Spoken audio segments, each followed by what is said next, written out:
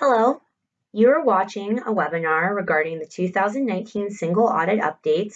It is being presented by the Ohio Auditor Center for Audit Excellence.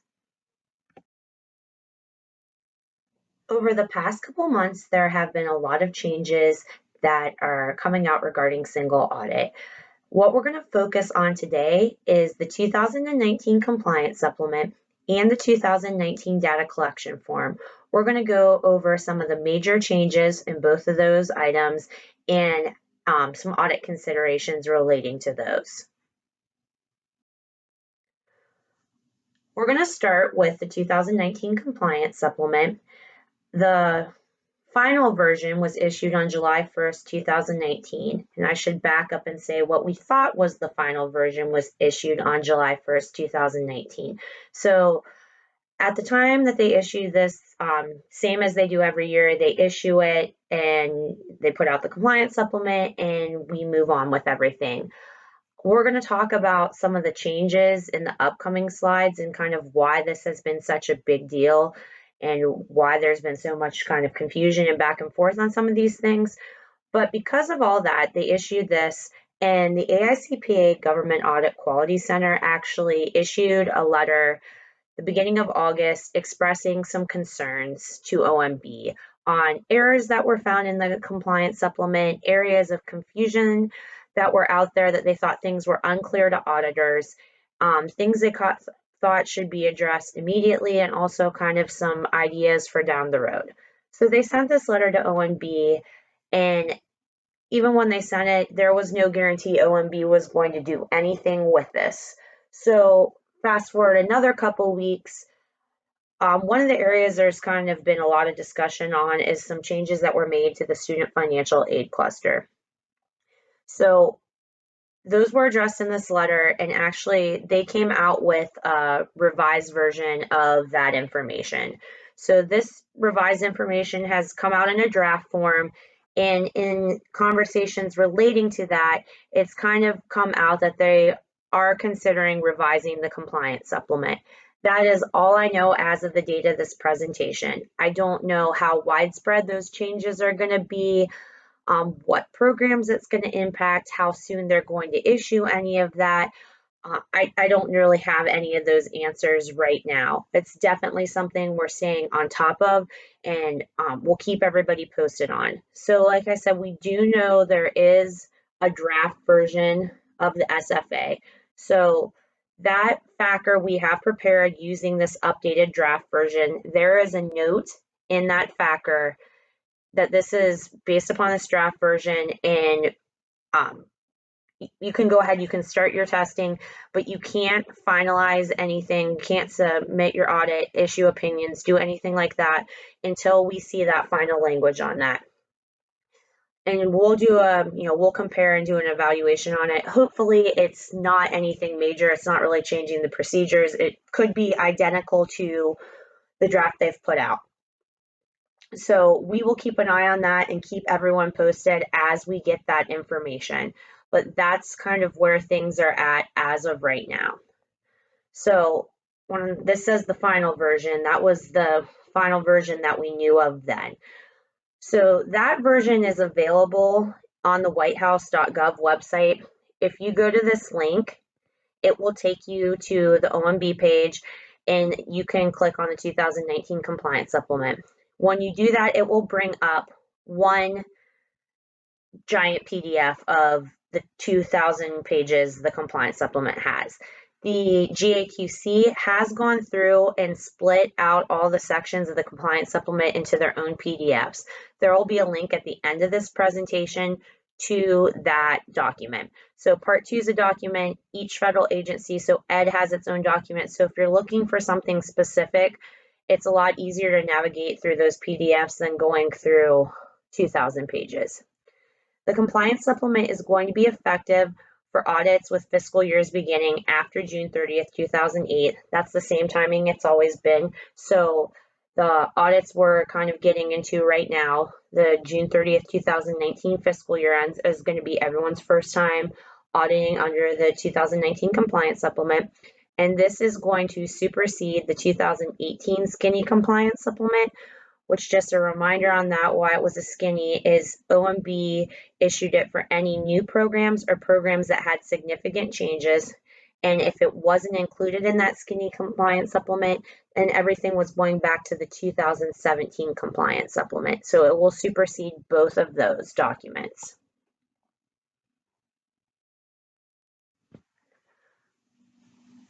Now we're going to get into the changes on the compliance supplement. So the biggest thing that's out there on the 2019 compliance supplement is it is using the Pick 6 approach. Not the Pick 6 if you're a football fan, not that Pick 6. Not quite as fun or exciting as that. So what this is and where this is coming from is in an attempt to reduce burden to the federal agencies. They were directed to select 6 of the 12 compliance requirements to be subject to be audited for 2019's audits. So the derivative of that is the President Management Agenda Cross-Agency Priority Goal number 8. This is something that this administration has done. They've gone through and looked over all kind of facets of the government and are trying to improve on things. So specifically what this goal is results-oriented accountability for grants. So the long-term goal of this is to kind of shift from being more administrative requirements to what we now kind of think of as more maybe performance-based requirements. So instead of saying, okay, we did this report, we spent this much money, it was on allowable cost, end up being, we gave you money to accomplish such and such goal. Tell us how you went about that. That's the direction that they kind of want it to take. There's obviously questions on how you get there, how that fits into the realm of single audit, how we think of it right now, and even how we think of financial audits. So that's the long-term goal. So the short-term part of this was in talking to the federal agencies of getting them to get meaningful results back on their audits and kind of really forcing them to go out and look what's in the compliance supplement. Look at the information, A, that they include in there on their programs, and B, what's out there. And when they're getting single audit reports back in and looking at the findings they're getting on those, what impact does this have on your program, how you're managing it? Does it really have any impact, or is it more just, well, this is a finding because we said they had to do this and they didn't do it? Not necessarily anything that they think impacts the program and the goals of that program. So with that in mind, they went ahead and said, well, we're going to narrow it down, focus on the 6 that you really think are the most important to your program. So they did that. They sent out the draft that they do every year, the compliance supplement. And one of the things that was noticed a lot was several of the programs would have A marked as applicable and B marked as not applicable. And a lot of the feedback was that doesn't make sense. Those requirements kind of go hand in hand. If you're looking at one, you should be looking at the other. They decided to make a change at that point and allow 7 for those programs. So if they had one marked and not the other, they could add both. And since it was so late in the game, the compliance supplement, they didn't want to keep holding up issuing it any further than it already had. So they weren't going to make them go back and say, well, now take one away. They're going to let them have 7 for those programs. So if you're looking at part 2 at a program and you say, well, this is the Pick 6 approach, I see 7, that is going to be the situations why you see 7. Also along those lines, their 6 was the maximum that they could have. I think most of the agencies did, but if you see one that has less than 6, that would be okay too.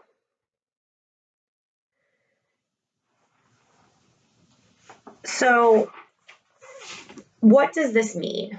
What exactly is changing on this? So the theory behind the old compliance supplement, how we thought about it, you saw the why, that meant it was applicable to your program. The no is it normally did not apply to the program. Now what the Y and N are going to mean is that the requirement is subject to be audited for this program, or that it's not subject to be audited for this program. So not necessarily that the requirement does not apply, it's just something you may not need to look at this year. That being said, it's not changing anything from the standpoint of if you have something marked as yes and it doesn't apply to your entity, they, whatever the requirement is, isn't something they do in their circumstance, you don't have to still test it. If you end up saying this isn't applicable to my entity, it isn't going to make you pick something else, so you end up with 6. 6 was the maximum the agencies were allowed to pick, or the 7 that we just discussed. You could still end up only auditing 4 or 5 in a situation based on how your entity is operating their programs. On that subject, if you are having situations where you are not testing something because that requirement does not apply at your entity, you have to make sure you are documenting why you're not going to be testing that in your work papers. This is something that's been consistently being said by the federal agencies and on peer reviews, that they're not seeing this documentation. It's just saying not applicable and not going any further than that. Taking it a little bit further than that is if you are doing a step such as Section F, the equipment and real property management, a lot of times the explanation will be, this isn't applicable, they didn't acquire any equipment or real property, which is fine, but there are other steps within that section on disposables, disposing, and also taking inventory, that those also need to be addressed. So you need to make sure that when you're saying something doesn't apply, that you are making sure all the parts of that compliance requirement really and truly do not apply. We have added some language to the FAQR this year underneath the table as a reminder on that subject. The next item is, what does no mean? Kind of sounds like a silly question. Does no truly mean no? But this honestly has been one of the biggest debated things since it's come out that this is the Pick 6 was what they were going to do. Do I have to look at something if it says no? Can I still look at something if it says no? What exactly are we going to be expected to be doing? So the compliance supplement does address this. In parts 1 and part 2 of the compliance supplement, it has some language on this. And the language in each part is a little bit different. So if you want to look at exactly what all that language is, that is where you can find it. I kind of consolidated it for the purposes of this slide. So overall, what it is saying is you are not expected to test a requirement that has been noted with an N. However, the auditor is not prohibited from expanding procedures if the terms of the grant award specify additional compliance requirements that are material to the program, if the auditor is aware of additional information that would lead them to believe there is an increased risk of fraud, waste, or abuse, or if there is some sort of non-compliance out there that could have a material impact on the financial statements.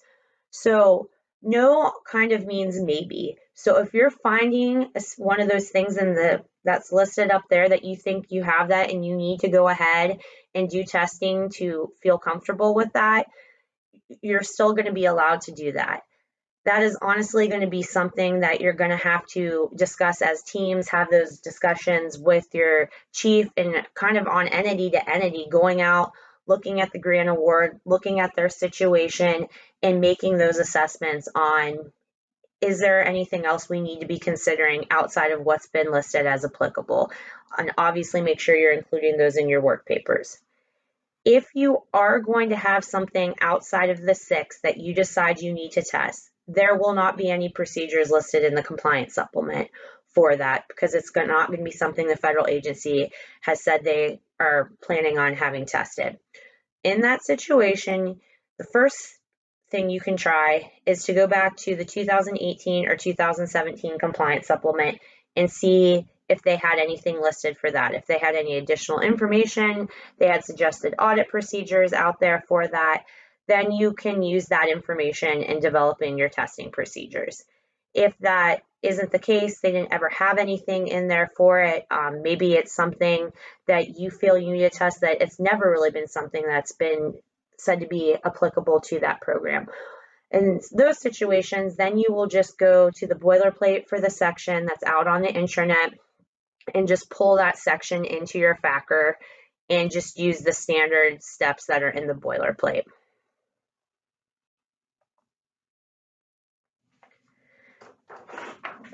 Then, just to add another layer of confusion to this process, the Pick 6 isn't going to apply to everything. The main thing that it is not going to apply to is any program that is not in Part 4 of the compliance supplement. So our staff prepared factors that you guys are doing, that follows Part 7 guidance of the compliance supplement. So when you ask about a factor, we send the instructions, it will refer you to Part 7 to read the guidance out there that OMB has put out for those situations. So that guidance is not going to change from past years.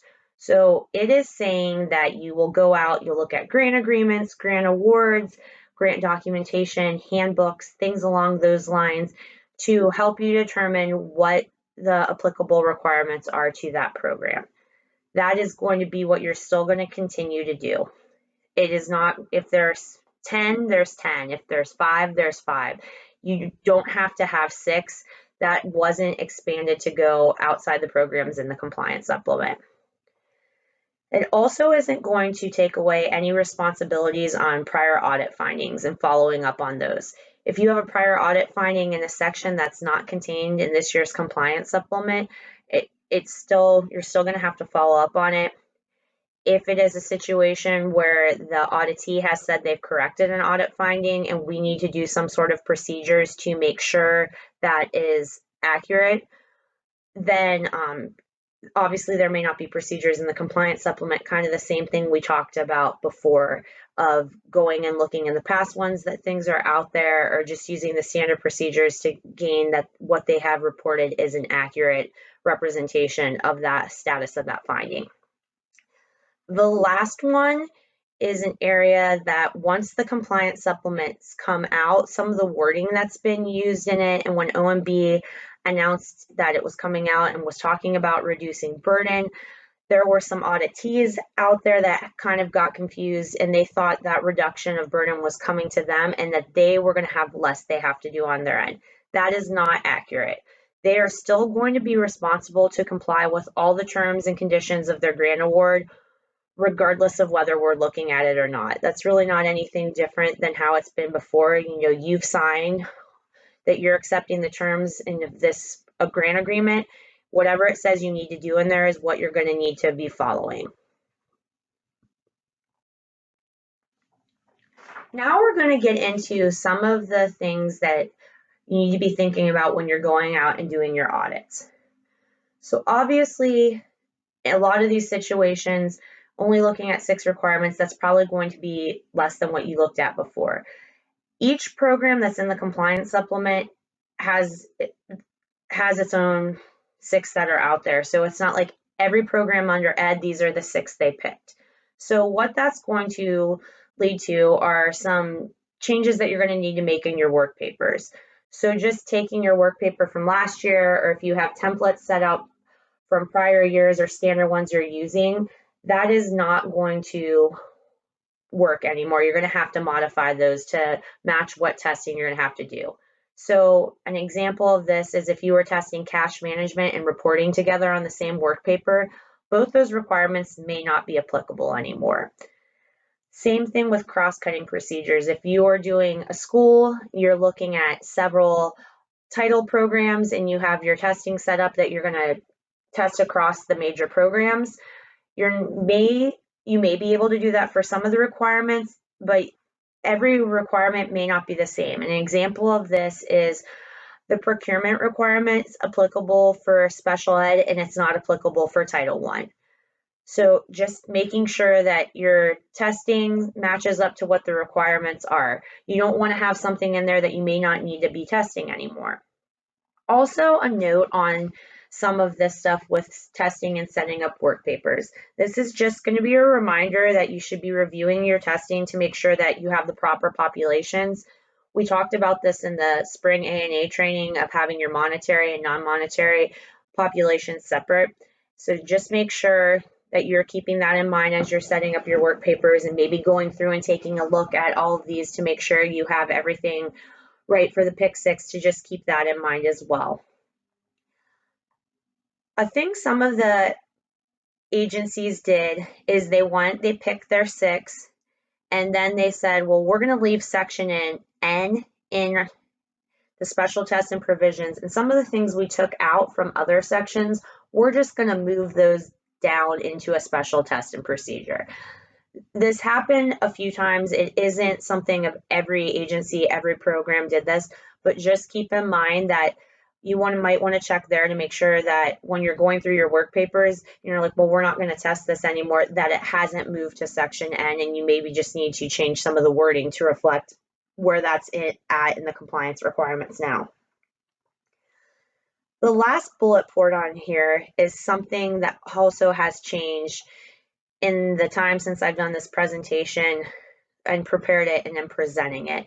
So the reporting impact of having the Pick 6 in the language that ended up being in the compliance supplement. The AICPA was looking at potentially changing some of the language in the single audit letter based upon this language and saying, you know, all the applicable requirements to applicable subject to audit, just so it was clear on exactly what was being done. Then the compliance supplement came out. The wording was in there about you still could end up testing requirements. So people were asking, well, what if I am testing a requirement and we're saying only the one subject to audit? How am I going to reflect that? So there hasn't been a definitive decision on this that I'm aware of, but it did kind of sound like they were going to back away from that, and maybe they aren't going to change that.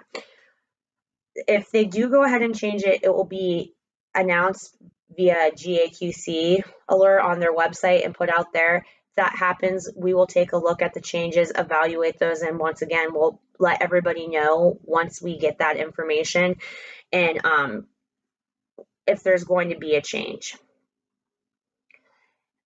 Also, kind of relating to the AICPA, they did put out the single audit guide in June of 2019. If you are looking at the single audit guide for anything and related to the compliance supplement, like, oh, I want to see specifically how they're addressing this, or they say to handle this, you're not going to find it in there. So like I said, it was issued in June of 2019. Compliance supplement wasn't till July.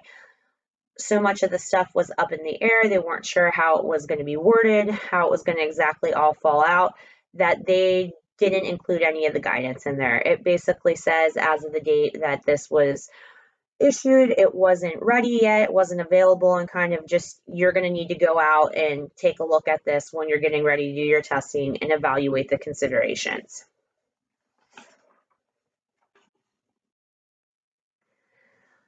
So this is something that is coming back into the compliance supplement. If you have been doing single audits for a while, you might remember that there was a Part 6 and it discussed internal controls. And then a few years ago, they took that section out. So they brought this back in this year, and something I think could be a helpful tool to us for a couple of different reasons that I'll get into. But basically what they've done with Part 6 is they put a summary of all the requirements for internal controls. So they have all the code references and things in this section, and it gets into both what auditees and auditors' responsibilities are on internal controls. Then it goes into just a background discussion on internal control concepts. So it talks a little bit about the COSO, and then it goes further into the Green Book. The Green Book is kind of the best practice that the federal government has. It's not a requirement for anyone to use the Green Book.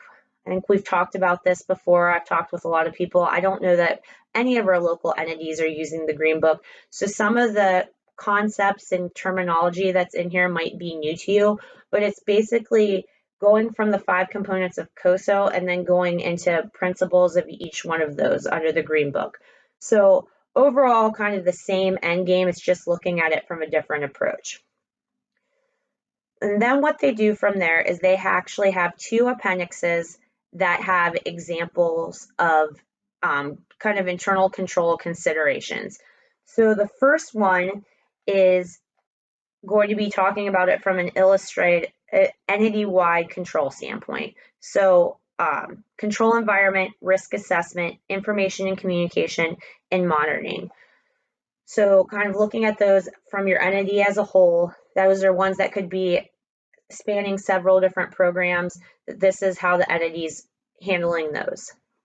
The second one is when they're actually getting into specific controls for control activities. And then it goes even a step further than that and is talking about those relative to each compliance requirement. So the next slide is going to be an example of what you'll see in part 6. So this is, if you go to part 6, just a page that you'll see.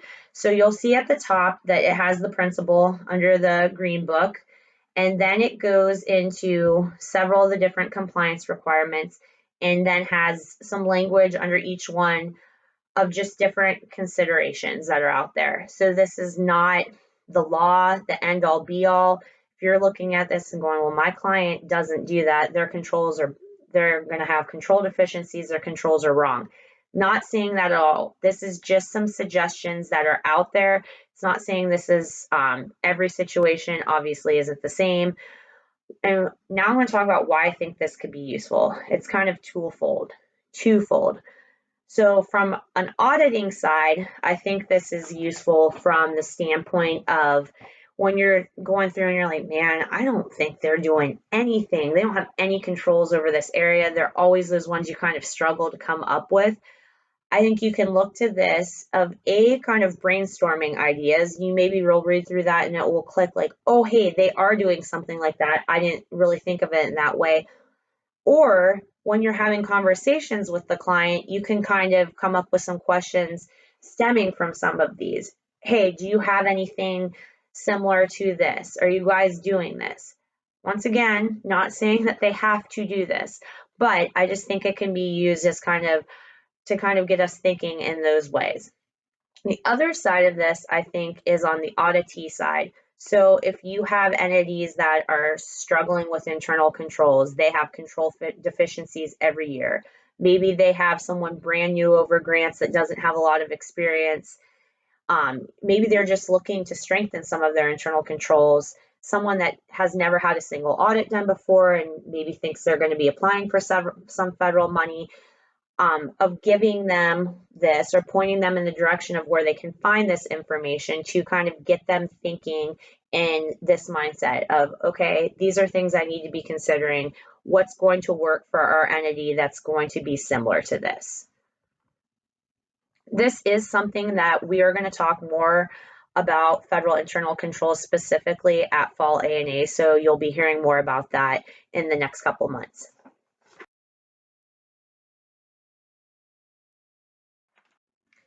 So that was the first part on the compliance supplement. Now we're going to segue into the changes on the data collection form. This is something that also just came out over this summer. It was officially released on June 1st, 2019.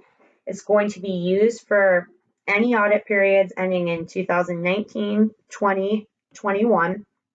So once again, this is going to be something that as we're going through our June 30th audits, it's going to be the first time everyone's using this new form. The form and the instructions are posted on the FAC's website. There's a link to that there. Just make sure when you're going out and you're pulling anything down, they have all the prior versions of the form and instructions out there. So just make sure you're grabbing the right ones. You're going to look at it and say, well, this looks exactly the same as before.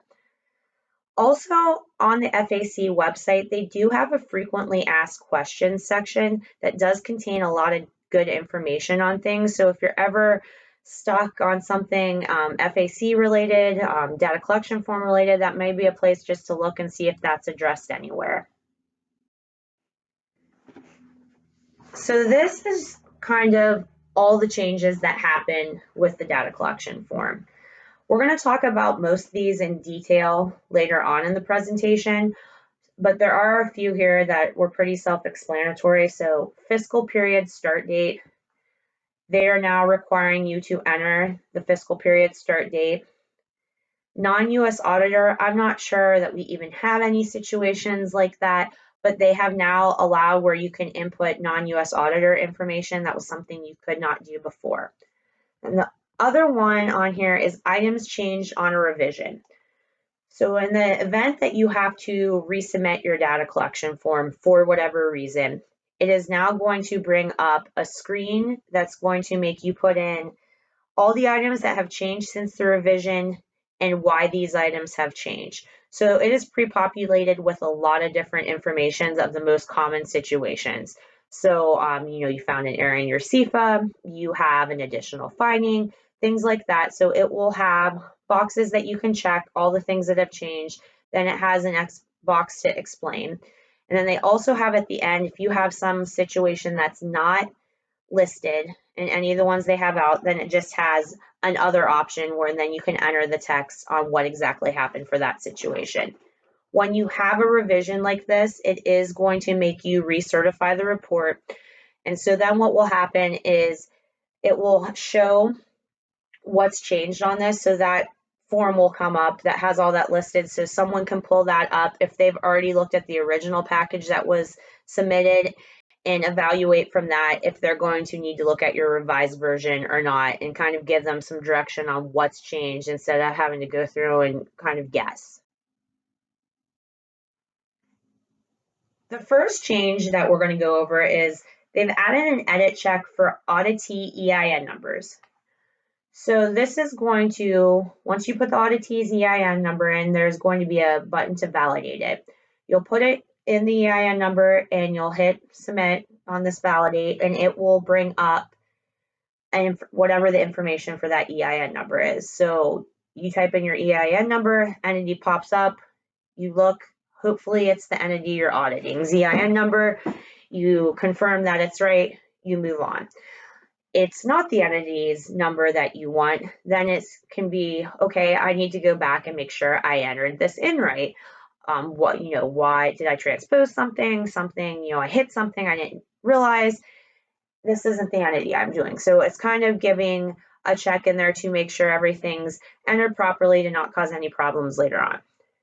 If you have a situation where it truly is a new EIN number, a new entity, an entity that's maybe merged and changed names, never had a single audit before, so their information isn't in the system. So it will obviously not bring anything up. It's going to say the EIN number has not been found. So then you can confirm that that EIN number is right, and then it will take you through the steps to enter the information associated with that EIN number. So the entity's names, things along that lines. So it's just kind of a nice double check that's in there. It is only going to be an option for the auditee. It is not something that is in place for the auditor EIN number. So when you're putting auditor EIN numbers in, you're not going to see the button to do anything further with that. This is just an example of what that screen is going to look like. So you can see here, you enter it, you confirm it, and then you'll just hit that button and it will go through the prompts that we just discussed of bringing up the entity's name or saying it's not found. So not a major change, it's just kind of something nice to have in there for a double check. The next is they're now going to allow you to have multiple DUNS numbers. Previously, you had to enter a primary number in there. It wouldn't allow you to just say there were multiple DUNS. So if you look down here, you can say, yes, there are multiple DUNS covered, and it will give you a page that you can complete to put all the DUNS numbers on there. Other clusters. This is something there was some confusion on. And basically what they've done is they added an option in the cluster drop-down box. So you'll go to the box when you have a cluster and it has all the cluster names listed in it. Then it will have other clusters. And where the confusion stemmed from was Part 5 of the compliance supplement refers to all clusters other than SFA and R&D as other clusters. People were thinking, okay, well, it's not one of these two programs, it's other clusters. I should be using that drop down there.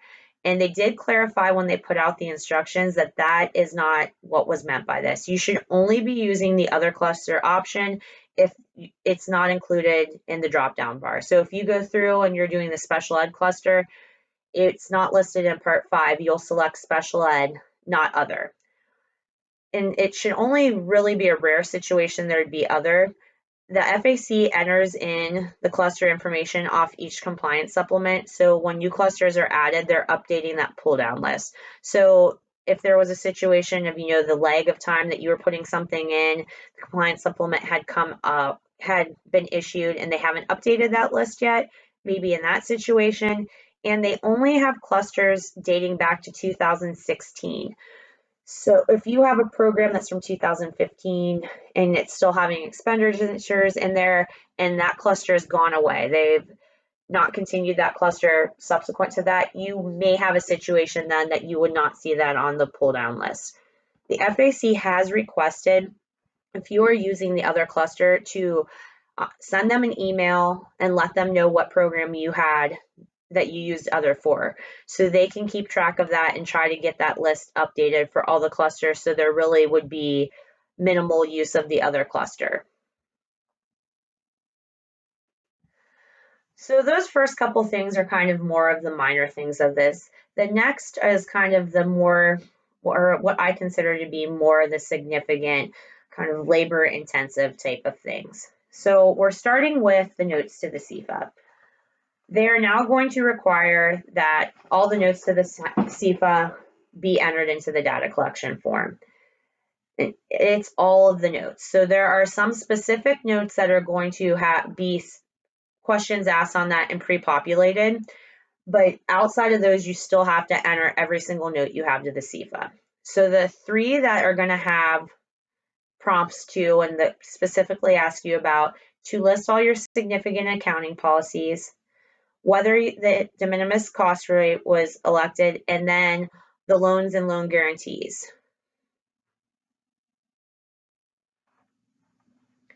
So this is what this screen is going to look like. So you'll see note 1 is your significant accounting policies. So if you have several notes that are talking about significant accounting policies, you would put all of those notes into that box. Then the next one is the de minimis cost rate, and that's actually going to have a sentence that comes up based upon the language or based upon your pull down. So the options are yes, no, or both. This language in here and for all the notes should match what's in the reporting package. So if that's not the sentence that you have in the notes to the CFA, it's going to need to be edited to match what is in your reporting package. Then the one that's not shown on here is the loan and loan guarantees note. That is going to be pulling from when you enter the federal program information in, and if you're selecting the loan and loan guarantee box, then it's going to pull that information in. So if you have a program that's a loan program, you aren't seeing it in this note, you're going to need to go back to where that was entered and make sure that box is checked. The loan and loan guarantee note, it is also going to pre-populate based upon the information that's been entered. So same thing, if it isn't matching what you have in the reporting package, you'll need to go in and edit that. There are some restrictions to what the DCF is going to be able to do. Each note's going to be limited to 4,000 characters. Then the next item is something you'll hear consistently over the next couple slides, but their system and charts and tables are not compatible. So if you have any type of chart or table in your notes, it's not going to copy into where you're entering this information. You're going to have to put the text of the note, and when you get to the chart or the table, then you would just say, see the notes to the CFA for this information. The same thing goes with formatting. It's going to just be the text that is showing up. It's not going to be bold. It's not going to be italicized. It's just going to be the text. There is no limit to the number of the notes that can be entered. If you have 500 notes to a CFA, for some odd reason, all 500 need to be entered. A title should be given to each note, and the numbering of the notes in the DCF. So if you think back to the slide we just had, the significant accounting policy note was the first note. So if you're combining several notes in there, you're going to want to indicate that. The de minimis note was number 2. So maybe in yours that was number 5. You're going to want to make sure to reference where that's actually going to be found in your reporting package.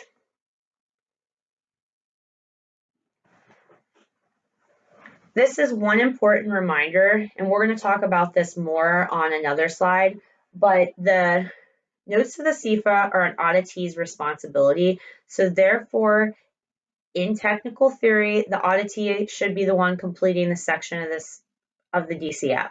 Like I said, we'll get into that more in a few slides. The next one, and this might be one that some of you have heard about, all the text to single audit findings is going to be required to be entered. It's only the single audit findings. Any yellow book findings, any financial statement related findings, if it doesn't impact your federal side of things, it's not going to need to be entered. On this side of things, you're going to be allowed to have 30,000 characters. Once again, formatting is not going to carry over. You can't have tables and charts. You'll refer those back to the schedule of findings and question costs. You will notice when you're entering that in, there will be a box underneath where you enter the text in that you can check if you do have a chart or table. The FAC is trying to figure out how big of an issue this really is. If it is something that nobody's really using charts and tables, or if it is something that's it's a widespread issue and they need to really work on their system to figure out a way to get this to accept the charts and tables. Because part of the reason they want all this information to be included is so everything's right there for the federal agencies. It's easier for them to do their reviews. They don't have to go out and pull out the reporting package. It will all just be right there for them. If they have to keep going back and looking in the reporting package for, oh, this note to the CFA had a table, this finding has a table, it's kind of not really meeting that goal. The audit finding numbers are going to be automatically generated based upon the information that's entered in Part 3. So kind of what we talked about before, that pulls up and you're like, those aren't my audit finding numbers. You're going to need to go back to where that information has been entered and revise it there. You're going to be required to include any header information, such as the title, CFDA number, program name, and the auditee's response. Some of you might be sitting here thinking, well, our schedule of findings, when we have our federal findings, it has all that header information at the top of the finding in a table that you just said we can't have tables. We were aware of that. So what we did is we went back and we looked at it and we've basically changed the formatting of that. All the same information is there that was before. So it's not taking away anything from the reporting that's in there and what information we were asking to be included. We just took the table away from it. So every single finding, we weren't going to have to do that. If you have a summarized finding that's referenced to a different audit finding, you only have to enter the summarized text. So you don't have to say, well, this was the other finding and this is what this said. It will just be in the other finding. The one thing I want to mention that I kind of just touched upon with this is the purpose of this is for the information to all be readily available to the single audit coordinators and people doing the reviews on the federal side of things. So the kind of working theory out there on this is with all of this right there, they may be paying closer attention to this. They may start asking more questions because they're seeing it so easily. And this kind of isn't anything new, once again, stuff we should already be doing, but just making sure your citations are right, all the elements of a finding are being included, just kind of making sure that thinking about, well, this isn't something that's just going to be buried out in a reporting package. Who is going to see this? That information is going to be right there, publicly available. So not that you shouldn't have been doing those things before, just kind of keeping in mind that this may get looked at more than it would have potentially before. Then the last item here is there are two ways to go about entering the audit findings. You can either enter them directly into the IDS system on the FAC website, or there is a worksheet that's available. If you have more than 80 single audit findings, which I really and truly hope none of you do, but if you have that situation, you don't have the option, then you have to do the worksheet. What the worksheet is it's basically an Excel spreadsheet. It will have your audit finding numbers that are pre-populated in it. It will have a space you can enter the text into, and then you'll upload that worksheet back into the system and it will spill it over to the sections it needs to go to. So probably going to be a personal preference thing on how people want to go about doing it. I'm not sure one way is better than another, easier than another. You have to put the text in either way you're doing it. So it's pretty much, you're not getting a shortcut to do it one way than the other, at least based upon what I know right now. The corrective action plan also is going to be required to be entered. So a lot of the same limitations we just talked about, the tables, the formatting, all those things are going to be the same thing on the corrective action plan. That is going to be limited to 10,000 characters. Not sure why the different limitations for all these things, but that is how it's going to be set up. Same that we just discussed, they can either enter it in individually, or they can do the worksheet and upload it all at once. Once again, this is the auditee's responsibility to complete. So 2 things I'm going to say on that. The first is there is nothing locking down different sections. So when we're saying this is something the auditee should be doing, or this is something the auditor should be doing, you're going to be able to access anything that's in the data collection form when you're entering that information in. So things happen all the time. Your hand hits something you don't know, you transpose something, situations like that. Especially when more people you have in working on this, the higher chance there's going to be for things like that to get more hands in it, things to get changed. So you're going to want to make sure when you're going to certify it that everything's exactly how it should be. That they have the corrective action plan entered in there, that it matches what's in the audit report, that they haven't put in something different, trying to sneak something in. We're going to want to make sure all that's done before we go ahead and certify that. So that's the first thing. The next thing, this says it's the auditee's responsibility to complete. This is something that was brought up on a couple of different calls on, is this a non-audit service? And that is something that we are currently evaluating. Some of these things that are new that we're saying the auditee has to enter those, are they a situation where we're looking at it being a potentially a non-audit service? We don't have an answer to that right now. It is something going through kind of the rounds on back and forth on different considerations. So once we get that finalized, we will let everybody know what the final decision is on that and how to proceed with that. The auditor certification has changed, but only in the standpoint of that it's 5 boxes instead of 1. All the information that's in there that you're certifying is the same as it was before. They've just broke it into 5 different boxes to complete. Then the last item we have is there is now an option for clients to go in and have this IDES system on the FAC website generate their CFA and the notes to the CFA. This is completely optional for them to do this. This is something the last data collection form that they kind of piloted having this option available, and the information they were getting back, auditors were saying, well, we can't use this. We would have to still have this added, it's missing this component. So they went back and worked on it, and what it does produce is something that will meet all of the uniform guidance requirements regarding a CFA. They can go ahead and work on this at any point after the beginning of the fiscal year. So they could go in if they wanted to every single day and enter whatever expenditures they had. If they wanted to do it once a month, if they just want to do it at the end of the year and would rather do it that way than, whatever system they have now, those are all options. Everything that is produced by this system and the information that's being input can still be edited up until the time it's certified. So if they do go this route, they give you the CFA that I'm going to show you in a second, and we're auditing it, we have issues, that can still go back and be corrected. It's not going to be locked down or anything once they enter it. So this is the output that you would get from the system if you have a client put this in. So just looking at it, it looks pretty different than what we see now. The lines are different colors.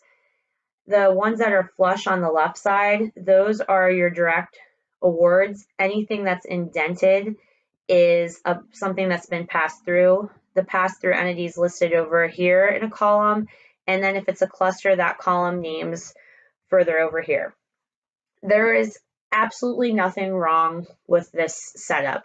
It does meet all the uniform guidance requirements. Like I said, it's different than what we're seeing, but it's not wrong to use this. So if you have clients that want to use this, then they can go ahead and use this, and we would go forward with that.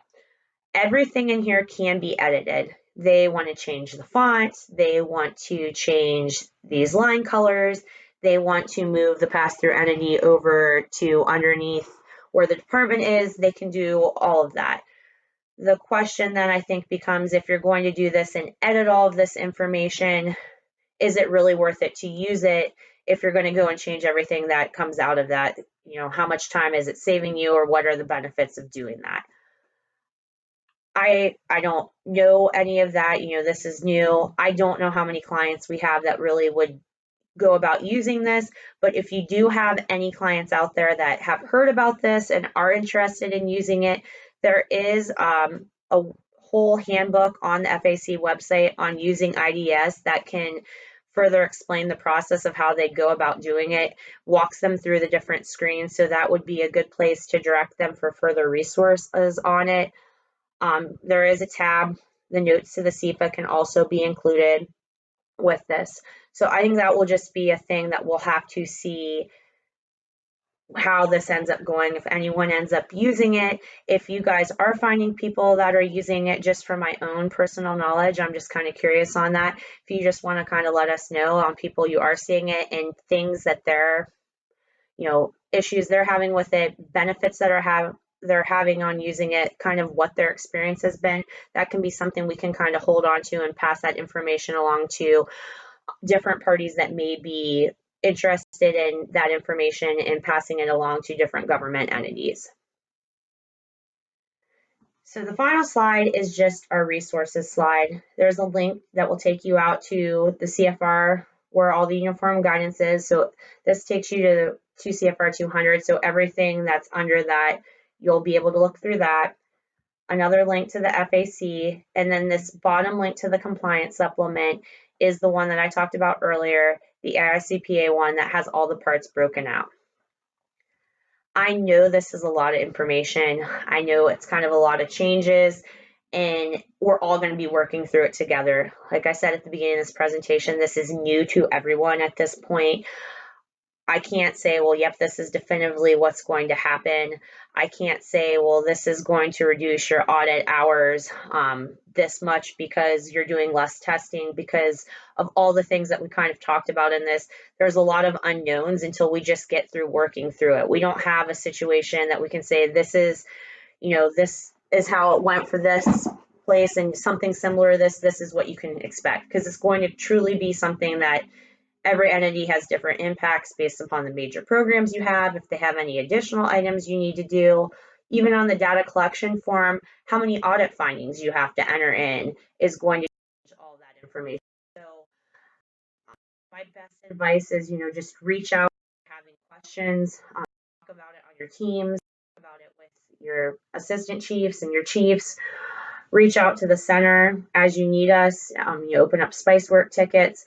We'll keep track of kind of what's going on out there, and the best thing we can do is hear the issues you're having, because then we can send something out clarifying it if need be. So a lot of times if you have that question, someone else has the same question, and if it's something we're commonly hearing, we can go ahead and we can update our federal facts on the internet for some of these items. So I know it was a lot. I appreciate your time, and good luck.